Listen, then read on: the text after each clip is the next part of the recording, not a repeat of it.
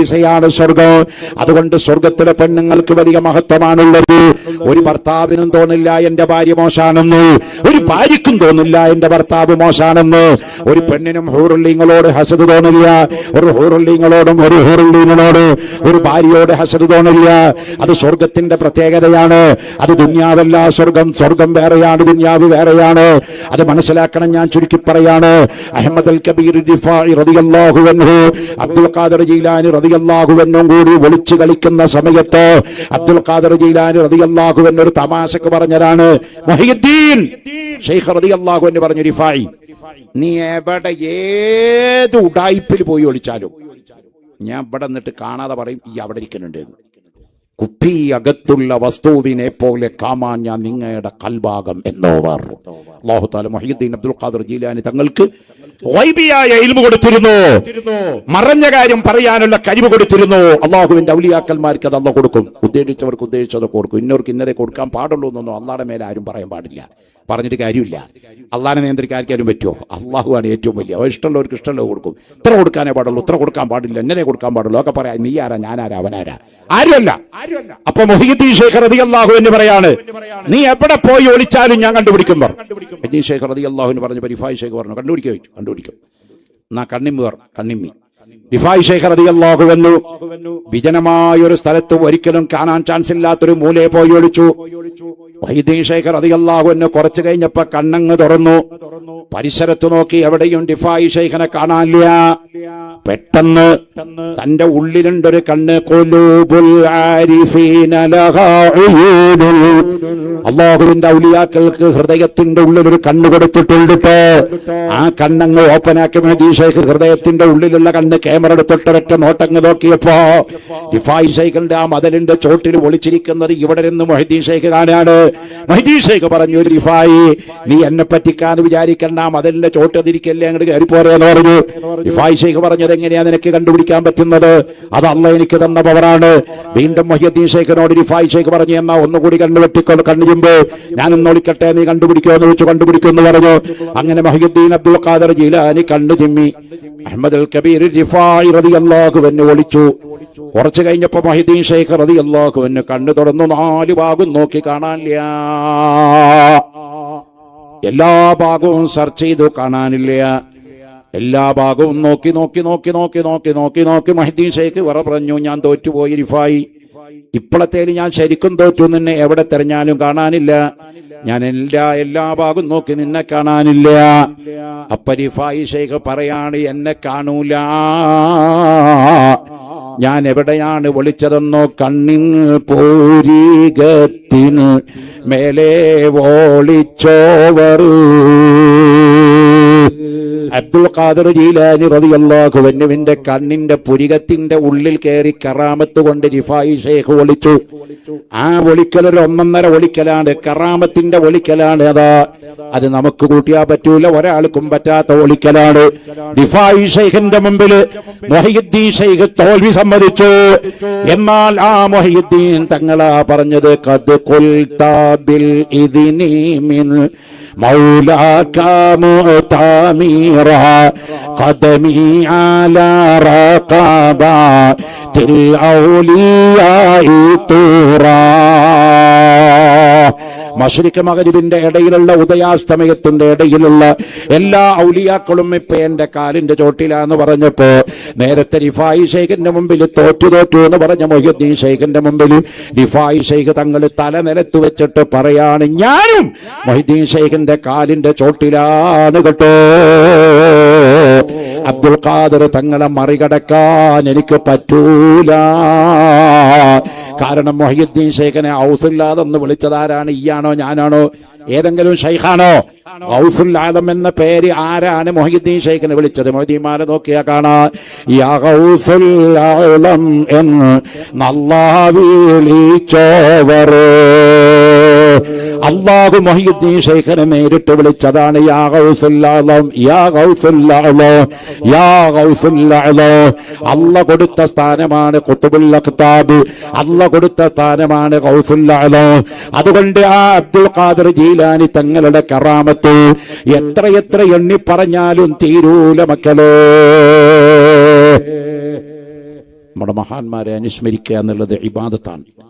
ഔലിയാക്കൾ സ്വാലിഹീങ്ങളുടെ മദ്ഹ് പറയാ എന്നുള്ളത് ഇബാദത്താണ്. അത് പാപങ്ങൾ പൊറുപ്പിക്കും കേട്ടോ. സ്വാലിഹീങ്ങളുടെ മദ്ഹ് പറഞ്ഞാൽ പാപങ്ങൾ പൊറുക്കും കേട്ടോ. എത്ര പറഞ്ഞാലും തീരാത്ത ഇൽമിന്റെ ബഹറാണ് അബ്ദുൽ ഖാദിർ ജീലാനി റളിയല്ലാഹു അൻഹു. സുബ്ഹാനല്ലാഹ്, എത്ര പറഞ്ഞാലും തീരൂല. റിഫായി ശൈഖാണെങ്കിലോ അത് അതിലേറെയാണ്. എത്ര പറഞ്ഞാലും തീരൂല. കറാമത്ത് കൊണ്ട് ലോകത്തെ കിടുകിടാ വറപ്പിച്ച രണ്ട് മഹാന്മാരാണ് അബ്ദുൽ ഖാദിർ ജീലാനി തങ്ങളും അഹ്മദുൽ കബീർ റിഫായി റളിയല്ലാഹു അൻഹു. സുബ്ഹാനല്ലാഹ്, ആ മഹാന്റെ പേരിലുണ്ടാക്കിയ ഖസീദ സദഖത്തുല്ലാഹിൽ ഖാഹിരി കീളക്കര, തമിഴ്നാട്ടിലെ ഏർവാടിക്ക് പോണ വഴിയിലാണ് കീളക്കര എന്ന് പറഞ്ഞ സ്ഥലമുണ്ട്. അവിടെ ഒരു വലിയ പള്ളിയുണ്ട്. ആ പള്ളിയുടെ ഉമ്മറത്ത് മൗത്തായി കിടക്കുന്ന മഹാനാണ് സദഖത്തുല്ലാഹിൽ ഖാഹിരി റളിയല്ലാഹു അൻഹു. ആള് ചില്ലറക്കാരനല്ല. സദഖത്തുല്ലാഹിൽ ഖാഹിരിയുടെ ദർസിൽ മീകായിൽ അലൈഹിസ്സലാം എന്ന മലക്ക് പങ്കെടുത്തു എന്ന് സദഖത്തുല്ലാഹിൽ ഖാഹിരി തന്നെ രേഖപ്പെടുത്തി വെച്ചിട്ടുണ്ട്. മലക്ക് സദഖത്തുല്ലാഹിൽ ഖാഹിരിയുടെ ഏത് മലക്ക്? മീകായിൽ എന്ന മലക്ക്. അത് എന്തേ അങ്ങനെ പറയാനുള്ള കാരണം, ഒരു സമയത്ത് ആ കീളക്കര പരിസരത്ത് മഴയില്ലാതെ ജനങ്ങളിങ്ങനെ വിഷമിച്ചുകൊണ്ടിരിക്കുമ്പോ സദഖത്തുല്ലാഹിൽ ഖാഹിരിയുടെ ദർസിൽ ആളുകൾ വന്നിട്ട് പറഞ്ഞു, അല്ല ഉപ്പാപ്പ, മഴയില്ലാതെ ജനങ്ങൾ വിഷമിക്കുകയാണ്, അവിടെ നിന്ന് ദ്വാരക്കണം മഴയ്ക്ക് വേണ്ടി. അല്ലാഹുമ്മ സ്കനൽ ഗൈഫ വർ-റഹ്മ, അല്ലാഹുമ്മ സ്കനൽ ഗൈഫ വർ-റഹ്മ, അല്ലാഹുമ്മ സ്കനൽ ഗൈഫ വർ-റഹ്മ, അല്ലാഹുമ്മ സ്കനാ ഗൈഫൻ മുഗീഫ, അല്ലാഹുമ്മ ലാ തജഅൽനാ മിനൽ ഖാനിതീൻ എന്ന് മഴയ്ക്ക് വേണ്ടി ഒന്ന് ദ്വാരക്കണം എന്ന് പറഞ്ഞു. ആരോട്? സദഖത്തുല്ലാഹിൽ ഖാഹിരി റളിയല്ലാഹു അൻഹുവിനോട്. നമ്മളൊക്കെ അങ്ങനെയല്ല ദ്വാരക്കാൻ, മഴയ്ക്ക് വേണ്ടി നിസ്കരിക്കും, അല്ലെങ്കിൽ ദ്വാരക്കും. പഴയ കാലത്തൊക്കെ ഭക്ഷണം കൊടുക്കും, കഞ്ഞി വെച്ച് കൊടുക്കും, ചോറ് വെച്ച് കൊടുക്കും, ചീരണി കൊടുക്കും. അതൊക്കെ മഴ കിട്ടാനുള്ള നല്ല കാര്യങ്ങളായിരുന്നു. സദഖത്തുല്ലാഹിൽ ഖാഹിരി റളിയല്ലാഹു അൻഹു പറഞ്ഞു, ഇപ്പം ഞാൻ ശരിയാക്കാം. ഒരാളിപ്പോൾ ഇവിടെ വരും, മൂപ്പരോട് പറഞ്ഞ് ഞങ്ങൾക്ക് മഴ കിട്ടുമെന്ന് പറഞ്ഞു. കുറച്ച് കഴിഞ്ഞപ്പോൾ ഒരു അപരിചിതനായ ഒരു മനുഷ്യൻ സദഖത്തുല്ലാഹിൽ ഖാഹിരി റളിയല്ലാഹു അൻഹുവിന്റെ മജ്ലിസിന്റെ മുമ്പിൽ വന്നിരുന്നു. മഹാനായ സദഖത്തുല്ലാഹിൽ ഖാഹിരി റളിയല്ലാഹു അൻഹു ആ മനുഷ്യ പ്രകൃതിയിൽ വന്ന ആളോട് പറഞ്ഞു, ഞങ്ങൾക്കിവിടെ മഴയില്ല, നിങ്ങൾ മഴ തരണം.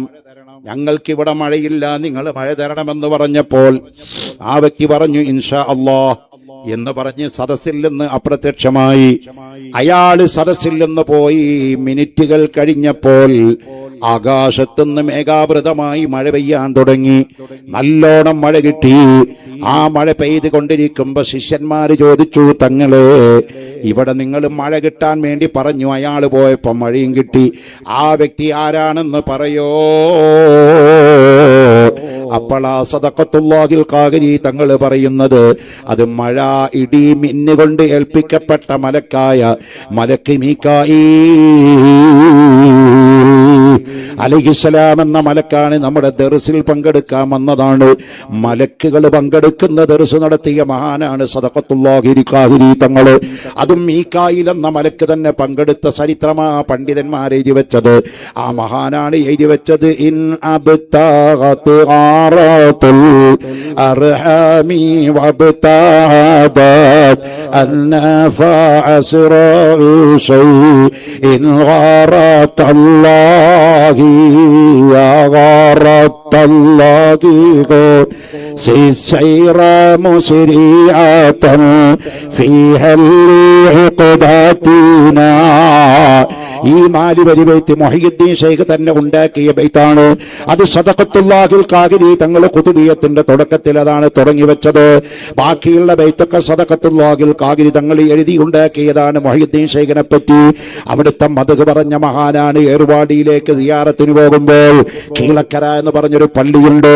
അത് ജിന്നുകൾ കയറ്റിയ പള്ളിയാണെന്നാണ് പറയപ്പെടുന്നത്. പക്ഷേ ജിന്നി കയറ്റിയതൊന്നല്ല, മനുഷ്യന്മാർ കയറ്റിയത് തന്നെയാണ്. അതിന്റെ ചരിത്രം ഞാൻ വിശദമായി പഠിച്ചിട്ടുണ്ട്.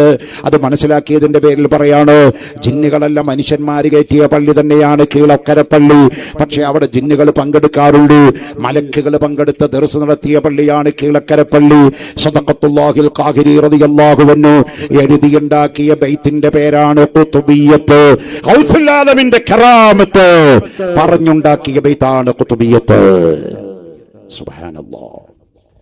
ആ മുഹയ്യിദ്ദീൻ ശൈഖ് റളിയല്ലാഹു അൻഹുവിന്റെ മദ്ഹ് പറയുന്ന ഖുതുബിയ്യത്ത് ഇവിടെ എത്ര 34 കൊല്ലം. അല്ലാഹ്, എത്ര ഭാഗ്യമാന്മാരുണ്ടായി. എത്ര ആൾക്കാർ ഇന്ന് മരിച്ചപ്പോൾ ഖബറിലുണ്ടാവും. അവരൊക്കെ മുഹയ്യിദ്ദീൻ ശൈഖിന്റെ കൂടെ സ്വർഗത്തിലല്ലേ? എന്നെ പേടിച്ചവർ ഏതും പേടിക്കേണ്ട, എന്നെ പേടിച്ചോർക്ക് ഞാൻ കാവൽ എന്നോവർ. ഇത്ര വലിയ സ്ഥാനത്ത് മുഹയ്യിദ്ദീൻ ശൈഖ് എത്താനുള്ള കാരണം എന്താണെന്നറിയോ? നിങ്ങൾ പഠിച്ചു വെക്കണം. അതാണ് എന്റെ വിഷയത്തിന്റെ മർമ്മപ്രധാനം അണ്ടർലൈൻ ചെയ്യേണ്ടത്. മുഹയ്യിദ്ദീൻ ശൈഖ് ഇത്ര വലിയ ആളാവാനുള്ള കാരണം എന്താണ്? റിഫായി ശൈഖ് റളിയല്ലാഹു അൻഹു ഇത്ര വലിയ ആളാവാനുള്ള കാരണം എന്താണ്?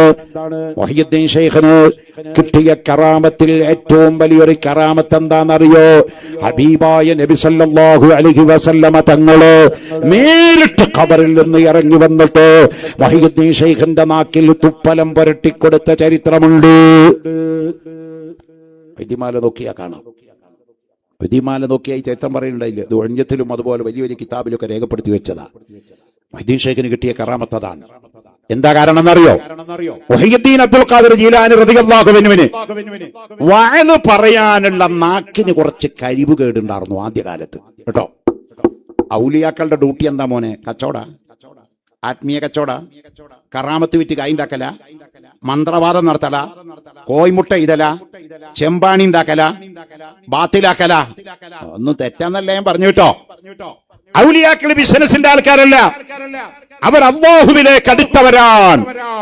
അവരെ ഇബാദത്ത് കൊണ്ട് അല്ലാഹുവിലേക്ക് അടുത്തടുത്തടുത്തടുത്തടുത്ത് അല്ലാഹുവിന്റെ അടുത്ത് വലിയ സ്റ്റാറ്റസ് സ്ഥാനം കരസ്ഥമാക്കിയവരാണ്. അവർക്കാണ് നമ്മൾ ഔലിയാക്കൾ എന്ന് പറയുന്നത് കേട്ടോ. മുഹയ്യിദ്ദീൻ അബ്ദുൽ ഖാദിർ ജീലാനി റളിയല്ലാഹു അൻഹു അങ്ങനെ അടുത്തപ്പോ അവർക്ക് ഔലിയാക്കളുടെ ഡ്യൂട്ടി എന്താ? ദീന് പ്രചരിപ്പിക്കല കേട്ടോ. ഇപ്പൊ ഉള്ളാളത്ത് മരിച്ചു കിടക്കുന്ന ഖുത്ബുസ്സമാൻ മുഹമ്മദ് ഷരീഫുൽ മദനി ഉപ്പാപ്പ ഉള്ളാൾ ഖദ്ദസല്ലാഹു സിർഹുൽ ലദീദ്, മഹാന്റെ ബർക്കത്ത് അല്ലാഹു നമ്മുടെ മജ്ലിസിൽ നൽകട്ടെ. ആമീൻ കേട്ടോ. ആ ഉള്ളാളത്ത് ആ കിടക്കുന്ന ആ മഹാൻ കാണിച്ച കറാമത്ത് എന്താണെന്നറിയോ? ഒരിക്കൽ ഹറമിലൊരു തീപിടുത്തുണ്ടായി. ഹറമിലെ മക്കത്ത് തീപിടുത്തുണ്ടായപ്പോ ഉള്ളാളത്താ കാണുന്ന കുളല്ലേ, ആ കുളത്തിലേക്ക് മുഹമ്മദ് ഷരീഫുൽ മദനി തങ്ങൾ അങ്ങോട്ട് ഇറങ്ങി. ആ ചെറിയൊരു കുളം പോലെ ഇപ്പൊ കെട്ടിവെച്ച ഒരു ഹൗദ് പോലത്തെ സാധനം ഉണ്ടല്ലോ, പണ്ട് കുറച്ചുകൂടി വലുതുണ്ടായിരുന്നത്. അതിലേക്ക് അങ്ങോട്ട് ഇറങ്ങിയിട്ട് അതിന് കുറച്ച് വെള്ളെടുത്തിട്ട് ഖിബിലക്ക് നേരെ തിരിഞ്ഞു നിന്നിട്ട് ഇങ്ങോട്ട് തേവാൻ തുടങ്ങി. ഹോ, വല്ലാത്ത തീ, കടട്ടെ കടട്ടെ കടട്ടെ എന്ന് പറഞ്ഞിട്ട് ഇവിടുന്ന് അങ്ങോട്ട് ഒഴിക്കാൻ. അപ്പൊ ഒരാൾ ചോദിച്ചു, എന്താ ചോദിച്ചു? അതേ, ഹറമില് തീപിടുത്തുണ്ടായിട്ടുണ്ട്, ഞാൻ ഇവിടുന്ന് വെള്ളം കോരി ഒഴിക്കുകയാണ്. അപ്പോൾ ഇവിടുന്ന് വെള്ളം കോരി ഒഴിച്ചാൽ ഹറമിലെ തീയിടോ? ഇതേപോലെ സ്റ്റാറ്റസിലുള്ള ഒരു വലിയാണ് ഖുത്ബുസ്സമാനി സിറാജുൽ അർളി സയ്യിദുനാ. മമ്പുറത്ത് മറബട്ട് കിടക്കുന്ന ഖുത്ബുസ്സമാനാണ് സയ്യിദ് അലവി മമ്പുറം റളിയല്ലാഹു അൻഹു. ഇവിടെ മറബട്ട് കിടക്കുന്ന ഖുത്ബുസ്സമാൻ മുഹമ്മദ് ഷരീഫുൽ മദനി റളിയല്ലാഹു അൻഹു.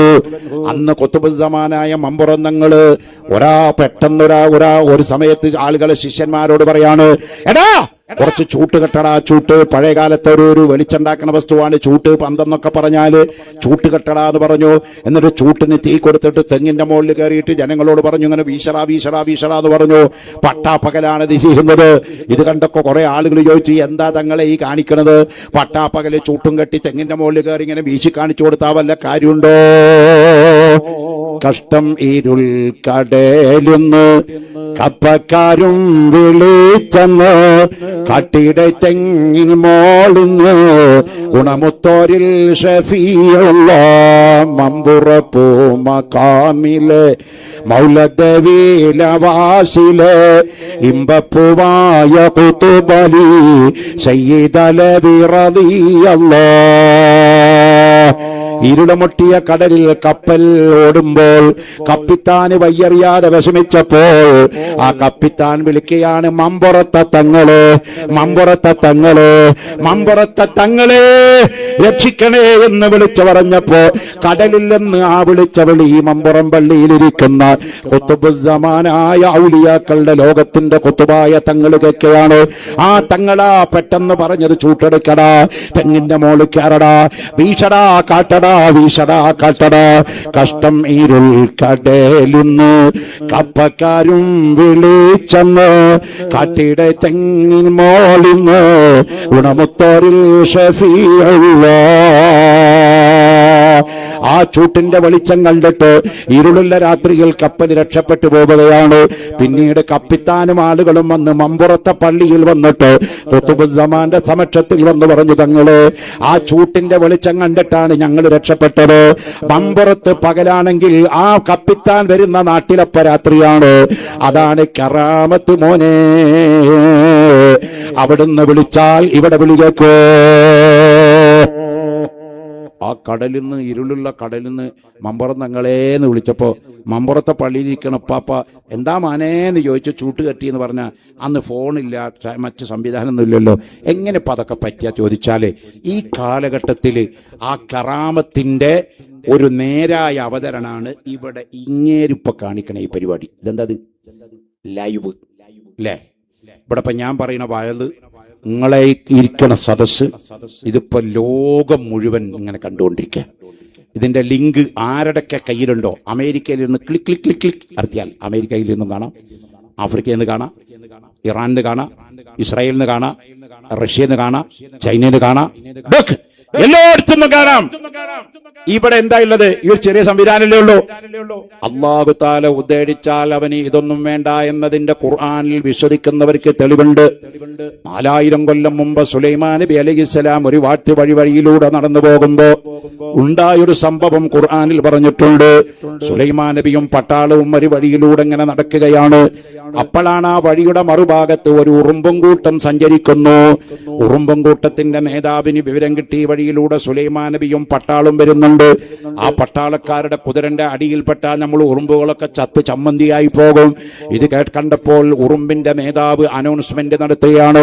യാ അയ്യുഹൻ നംലു ദുഖുലൂ മസാകിനകും ലാ യഹ്തിമന്നകും സുലൈമാൻ. ഉറുമ്പുകളെ നിങ്ങളൊക്കെ മാളത്തിൽ ഒളിച്ചോ, സുലൈമാനും പട്ടാളും വരുന്നുണ്ട്. സുലൈമാൻ നബിയുടെയും പട്ടാളത്തിന്റെയും കാലിന്റെ അടിയിൽപ്പെട്ട് മരിക്കാതിരിക്കണോ, വേഗം ഉറുമ്പുകളെ മാളത്തിൽ ഒളിച്ചോ എന്നൊരു കട്ടുറുമ്പ് വിളിച്ചു പറയുന്ന ശബ്ദം 4000 കൊല്ലം മുമ്പ് സുലൈമാൻ നബി അലൈഹിസ്സലാമിന്റെ ചെവിയിലൂടെ സുലൈമാൻ നബി കേൾക്കുകയാണ്. കേട്ടാ പോരാ, മനസ്സിലാവും വേണം. വേണ്ടേ? കേട്ടാ മതിയോ? മനസ്സിലാവണ്ടേ? ഞാൻ 4 ദിവസം മുമ്പ് കൊടകിലൊരു വയതിന് പോയി. ആ വയതിന് പോയപ്പോ അങ്ങോട്ട് പോകുമ്പോ ഇടയിൽ വെച്ചിട്ടൊരു സ്ഥലത്തൊരു ഹോട്ടലിൽ ചായ കുടിക്കാൻ നിർത്തിയതാ. എനിക്കാണെങ്കിൽ ഇടക്കിടക്ക് എന്തെങ്കിലും കുടിച്ചുകൊണ്ടിരിക്കണം, ചായന്റെ വേണ്ടേനും. ഇപ്പൊ ചായ എന്ന് പറഞ്ഞ വല്ലാത്ത പ്രശ്നമാണ്. ഞാൻ കേരളത്തിൽ നിന്ന് ഇങ്ങോട്ട് വരുമ്പോൾ ഒരു 6-7 ഹോട്ടലിൽ നിർത്തി. ചായ ഇല്ല. എന്തേ? ഗ്യാസ് ഇല്ല. സുബ്ഹാനല്ലാഹ്.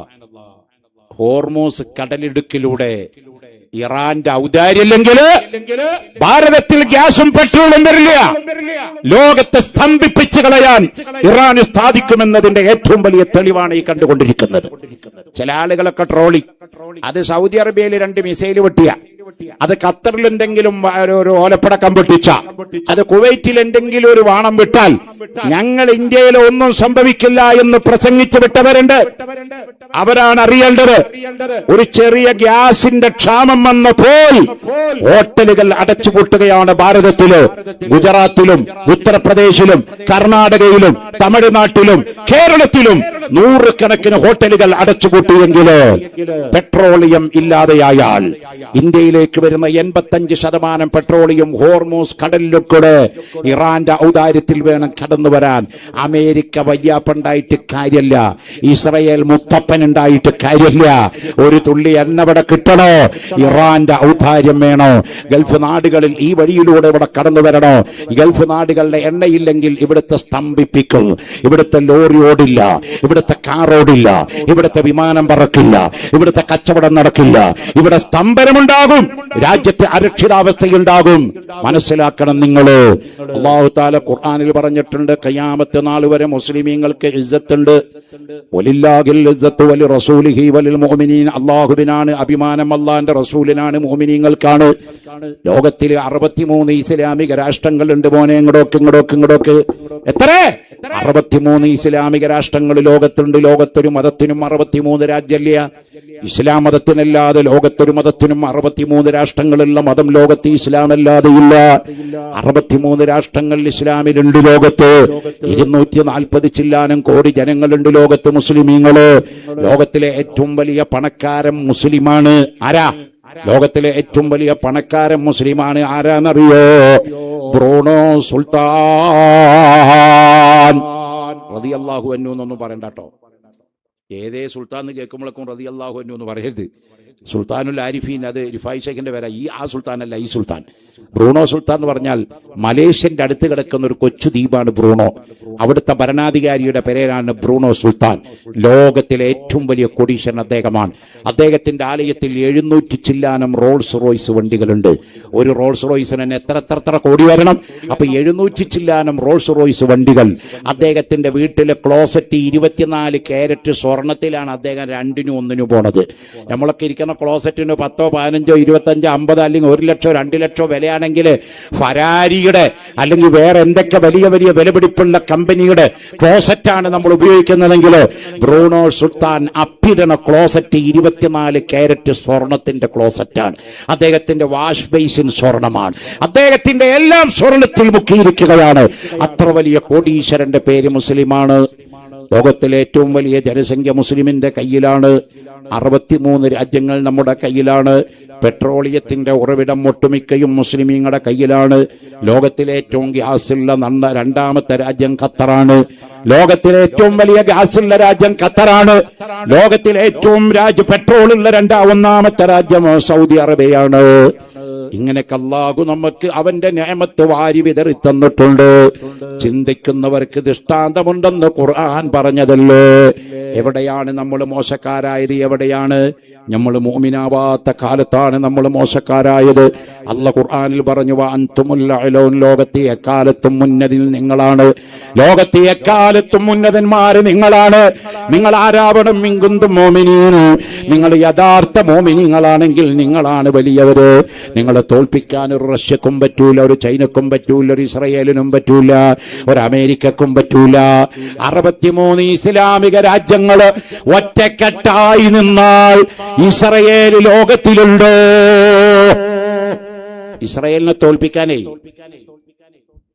രാസായുധം വേണ്ട, ന്യൂക്ലിയറും വേണ്ട, ആറ്റം ബോംബും വേണ്ട, ഒറ്റ കാര്യം വേണ്ടു. 63 ഇസ്ലാമിക രാജ്യങ്ങളിലെ മുസ്ലിമീങ്ങൾ ഒരു ദിവസം സുബഹിക്ക് നേരത്തെ നീച്ചിട്ട് എല്ലാവരും കൂടിയിട്ട് ഇസ്രയേലിന്റെ നേരെ തിരിഞ്ഞിക്കുക. എന്നിട്ട് ഒന്നങ്ങോട്ട് മൂത്രമൊഴിക്കുക. ഈ 63 രാജ്യത്തെ മുസ്ലിങ്ങൾ ഒരൊറ്റ മൂത്രമൊഴിച്ചാൽ ഒലിച്ചു പോകാനുള്ള ചുക്കുള്ളൂ. 10-12 കോടി യഹൂദികൾ ലോകത്തിട്ടോ ഒന്നുമില്ല. ആളെ പിപ്പിരിയാക്കുകയാണ്. മുസ്ലിമേ, നമ്മൾ ഐക്യമില്ലാത്തതിന്റെ കാരണം കൊണ്ടാണ് അള്ളാഹു കടുത്ത പരീക്ഷണങ്ങൾ നമ്മുടെ തലക്ക് വെച്ച് കെട്ടുന്നത് കേട്ടോ. അള്ളാഹു തരേണ്ടതൊക്കെ നമുക്ക് തന്നിട്ടുണ്ട്. പണം തന്നു, അന്തസ്സ് തന്നു, അഭിമാനം തന്നു, ആളെ തന്നു, രാജ്യം തന്നു, സംവിധാനങ്ങൾ തന്നു. നമ്മളത് ദുരുപയോഗം ചെയ്തതിന്റെ പേരിലാണ് നമ്മൾ അള്ളാഹുവിന്റെ ശിക്ഷയ്ക്ക് പാത്രീഭൂതരായി കൊണ്ടിരിക്കുന്നത്. ഞാൻ എന്റെ വിഷയത്തിൽ നിന്ന് തെന്നിമാറി പറഞ്ഞു പോയതാണ്. ബഹുമാനപ്പെട്ട അബ്ദുൽ ഖാദിർ ജീലാനി റളിയല്ലാഹു അൻഹു ഈ ദർജയിലെത്താനുള്ള കാരണം എന്താണെന്നറിയോ? വഹീദ്ദീൻ ഷെയ്ഖിന് ചെറുപ്പത്തിൽ വയലു പറയാൻ നാക്ക് വഴങ്ങിയിരുന്നില്ല. വയലു പറയാന്ന് പറഞ്ഞാൽ അത് അത്ര എളുപ്പമുള്ള കാര്യമൊന്നുമല്ല കേട്ടോ. അത് കാണുമ്പോൾ നല്ല സുഖ, പക്ഷെ നമ്മൾ പഠിച്ച എത്ര വെച്ചിട്ടും കാര്യമല്ല. ഇപ്പോ പഠിച്ചത് ഇങ്ങോട്ട് ഓർമ്മ വരണ്ടേ? ഇനി പറഞ്ഞ അടുത്തെന്താന്ന് ആലോചിച്ചൊക്കെ അവിടെ സമയമുണ്ടോ? ഇങ്ങോട്ട് വരണ്ടേ? അത് അല്ലാഹു തആല കൊടുക്കുന്ന ഒരു വലിയ തൗഫീഖാണ്. അതെല്ലാവർക്കും കിട്ടണമെന്നില്ല. അല്ലാഹുവിന്റെ ദീന് പ്രചരിപ്പിക്കേണ്ടത് വഅദ് പറഞ്ഞുകൊണ്ടാവണം. അദ്ദീനു അന്നസീഹ, ദീന് എന്ന് പറഞ്ഞാൽ നസീഹത്ത് സതുപദേശമല്ലേ. അബ്ദുൽ ഖാദിർ ജീലാനി റളിയല്ലാഹു അൻഹുവിന് വഅദ് പറയാൻ നാവ് വേണ്ടുന്ന രൂപത്തിൽ വഴങ്ങണില്ല. ആരോട് പറയാനാണ്? ഡോക്ടറോട് പറഞ്ഞിട്ട് കാര്യമുണ്ടോ? വൈദ്യനോട് പറഞ്ഞിട്ട് കാര്യമുണ്ടോ? അള്ളാഹുവിന്റെ റസൂലായ വല്ലുപ്പയായ ബഹുമാനപ്പെട്ട അഷ്റഫുൽ ഖൽഖ് മുഹമ്മദുർ റസൂലുള്ളാഹി തങ്ങളെ വിളിച്ചിട്ട് പറഞ്ഞു, യാ റസൂലല്ലാഹ്, യാ ജദ്ദി, യാ റസൂലല്ലാഹ്, തങ്ങളെ എനിക്ക് വഅദ് പറയണോ? വല്ലുപ്പ എനിക്ക് വഅദ് പറയണോ? അതുകൊണ്ട് എന്റെ വഅദ് പറയാൻ എന്റെ നാവൊന്ന് ശരിയാക്കി തരണമെന്ന് അള്ളാഹിന്റെ റസൂലിനോട് സങ്കടം പറഞ്ഞപ്പോൾ ഒരു ദിവസം മുഹ്യിദ്ദീൻ ശൈഖ് റളിയല്ലാഹു അൻഹു ഉറക്കത്തിലാണ്. ഉറങ്ങുന്ന സമയത്ത് തന്റെ വിരിപ്പിലേക്ക് കടന്നു വരുന്ന മുന്നിലാരാണ്? മുഹമ്മദുർ റസൂലുള്ളാഹ്. പിന്നിലാരാണ്? അബൂബക്കറുൽ സിദ്ദീഖ്. അതിന്റെ പിന്നിലാരാണ്? ഉമർ ഇബ്നുൽ ഖത്താബ്. ഈ മൂന്ന് പേരും കൂടി അബ്ദുൽ ഖാദിർ ജീലാനി റളിയല്ലാഹു അൻഹുവിന്റെ മുഹയ്യിദ്ദീൻ ശൈഖിന്റെ വിരിപ്പിന്റെ അരികിലേക്ക് വരികയാണ്. ഹബീബായ തങ്ങളെ കണ്ടപ്പോ പേരക്കുട്ടി ചാടി എഴുന്നേറ്റു. യാ ജദ്ദി യാ റസൂലല്ലാഹ്, സലാം പറഞ്ഞു, കൈ പിടിച്ചു, ഉമ്മ വെച്ചു മുസാഫഹത്ത് ചെയ്തു. അള്ളാഹിന്റെ റസൂൽ ചോദിച്ചു, അബ്ദുൽ ഖാദിറെ, നിനക്കെന്താണ് പ്രയാസം? മുഹയ്യിദ്ദീൻ ശൈഖ് പറഞ്ഞു, വല്യുപ്പ, എനിക്ക് വാല് പറയാൻ നാവ് വഴങ്ങണില്ല. വേണ്ട രൂപത്തിൽ നാവ് ആവശ്യമുള്ളിടത്തേക്ക് ചലിപ്പിക്കാൻ പറ്റണില്ല.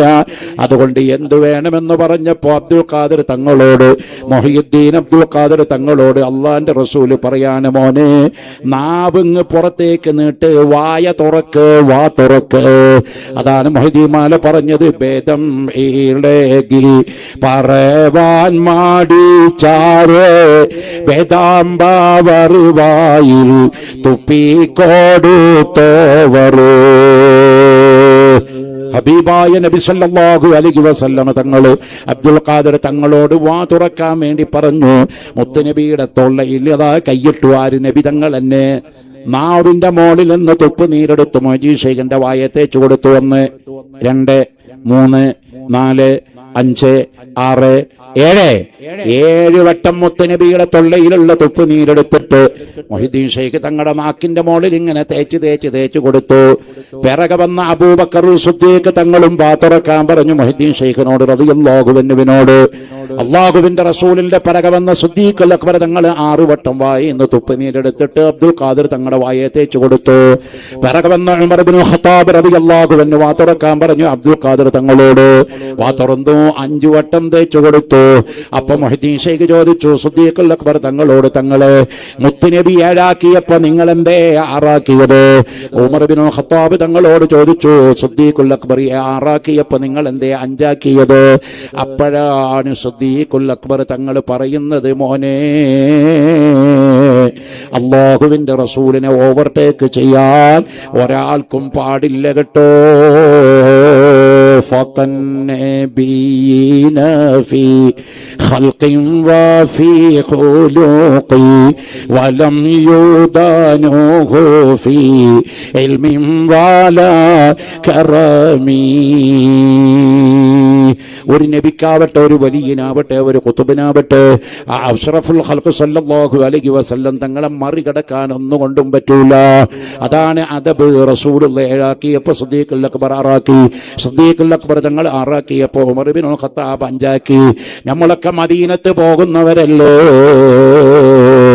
അദബ് കാണണമെങ്കിൽ മദീനയിൽ നമ്മൾ ഇടക്കിടക്ക് പോണം മോനെ. മദീനത്ത് പോയാ പോരാ, റൗളയുടെ ഉള്ളിൽ റസൂലുള്ള കിടക്കുന്ന കിടപ്പ് നിങ്ങൾ ആരെങ്കിലും കണ്ടിട്ടുണ്ടോ? കണ്ടവര് വളരെ വളരെ വളരെ വളരെ വളരെ വളരെ റയറാകും. കാണാൻ അല്ലാഹു എപ്പോഴെങ്കിലും ഒരു വട്ടമെങ്കിലും തൗഫീഖ് തരട്ടെ. മദീനത്ത് ചെന്നിട്ട് ആ വലിയ വട്ടക്കണ്ണിയുടെ നേരെ നിന്നിട്ട് അസ്സലാത്തു വസ്സലാമു അലൈക യാ സയ്യിദി യാ റസൂലല്ലാഹ് എന്ന് പറയുമ്പോ ആ വട്ടക്കണ്ണിയുടെ നേരെ ഹബീബായ തങ്ങളുടെ ഖബറു ശരീഫാണ്. അതിന്റെ ഇപ്പുറത്ത് നിന്നിട്ട് സിദ്ദീഖുൽ അക്ബർ തങ്ങളുടെ ഖബറിന്റെ നേരെ നിന്നിട്ട് നമ്മളൊരു ചെറിയ വട്ടക്കണ്ണിയുടെ നേരെ നിന്നിട്ട് അസ്സലാമു അലൈക്കും യാ അമീറുൽ മുഅ്മിനീൻ അബൂബക്കറുൽ സിദ്ദീഖ് സലാം പറയുന്നു. മൂന്നാമത് ഇങ്ങോട്ട് മുമ്പിൽ കുറച്ചിങ്ങോട്ട് കടന്നു നിൽക്കുമ്പോൾ ഒരു വട്ടക്കണ്ണി കാണാം. ആ വട്ടക്കണ്ണിയുടെ നേരെ നിന്നിട്ട് അസ്സലാമു അലൈക യാ ഉമർ ഇബ്നുൽ ഖത്താബ് റളിയല്ലാഹു അൻഹു. ഈ 3 മഹാന്മാര് നമ്മൾ കാണുമ്പോൾ മുമ്പിൽ റസൂലുള്ള അവിടെ കിടക്കുന്നു, ഇപ്പുറത്ത് ഉമർ ഇബ്നുൽ അബൂബക്കർ സിദ്ദീഖ് തങ്ങൾ കിടക്കുന്നു, ഇപ്പുറത്ത് ഉമർ ഇബ്നുൽ ഖത്താബ് തങ്ങൾ കിടക്കുന്നു. എന്നാൽ ആ പൊസിഷൻ എങ്ങനെയാണെന്നറിയോ? അല്ലാഹുവിന്റെ റസൂലിന്റെ ഖബറിന്റെ 3 അടിക്ക് പോട്ടിറക്കിയിട്ടാണ് സിദ്ദീഖുൽ അക്ബർ തങ്ങളെ ഖബറടക്കിയിരിക്കുന്നത് കേട്ടോ. സിദ്ദീഖുൽ അക്ബർ തങ്ങളുടെ ഖബറിന്റെ 3 അടിക്ക് പോട്ടിറക്കിയിട്ടാണ് ഉമർ ഇബ്നുൽ ഖത്താബിനെ ഖബറടക്കിയത് കേട്ടോ. കിടക്കുന്ന കിടപ്പ് തന്നെ അദബാണ്. റൗളയിൽ ചെല്ലാനും ഹബീബായ സല്ലല്ലാഹു അലൈഹി വസല്ലം തങ്ങളെ കാണാനും മനാമിലും യഖ്വത്തിലും കാണാം. അല്ലാഹുവേ, ഞങ്ങൾക്ക് തൗഫീഖ് നൽകണം. അല്ലാഹ്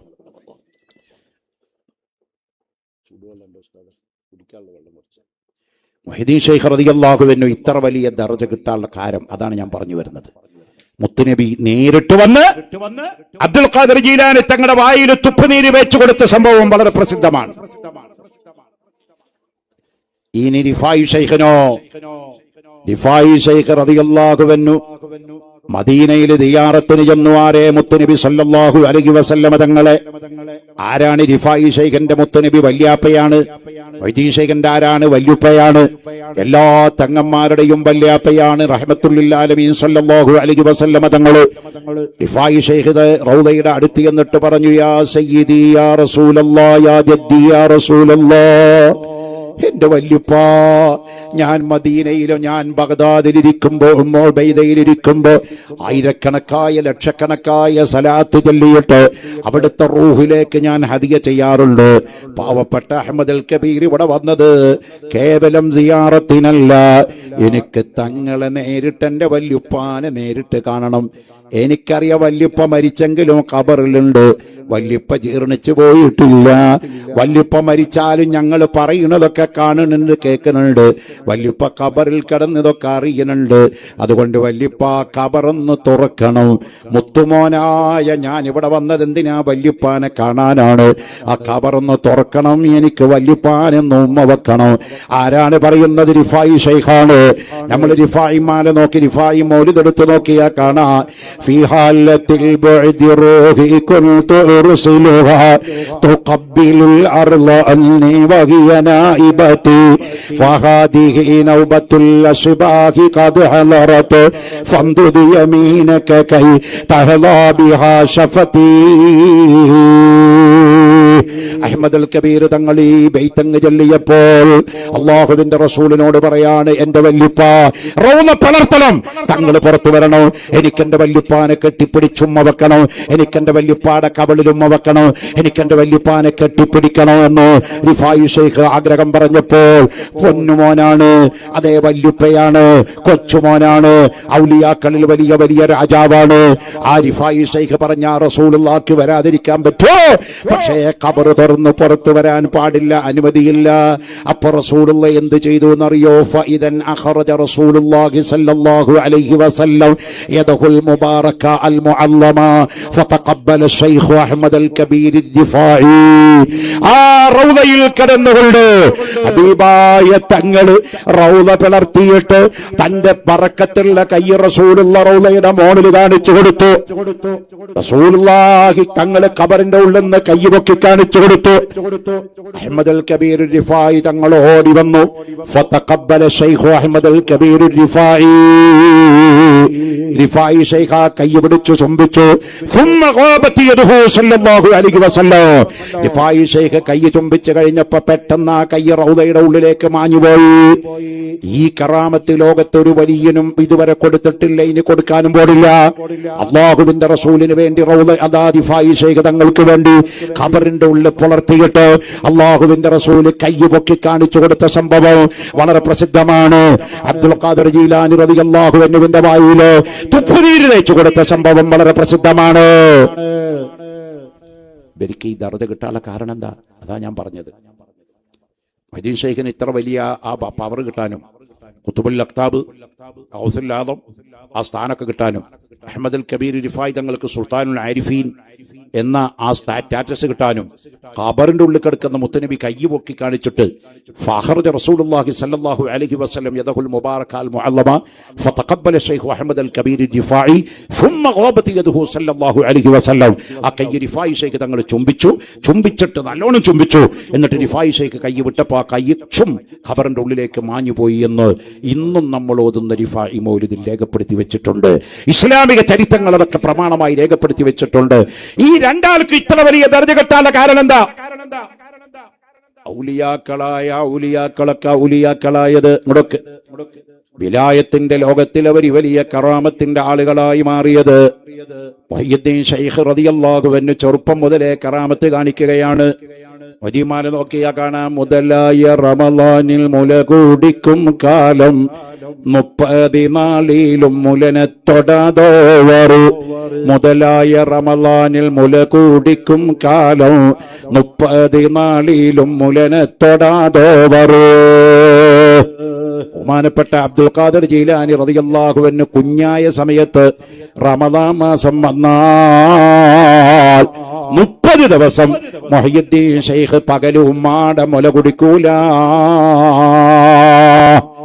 കുഞ്ഞിന് നോമ്പ് വാജിബുണ്ടോ? പക്ഷേ വിലായത്തിന്റെ ലോകത്തെത്തേണ്ട മഹാന്മാര് ചെറുപ്പം മുതൽ തന്നെ കറാമത്തിലാണ്, അവർ തഖ്വയിലാണ്, തവാദുഇലാണ്, വിനയത്തിലാണ്.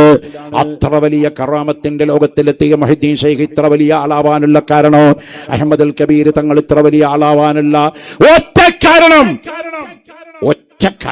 ആ കാരണം പറഞ്ഞ് ആ കാരണം നമ്മൾ ഏറ്റെടുക്കണം എന്നാണ് നാം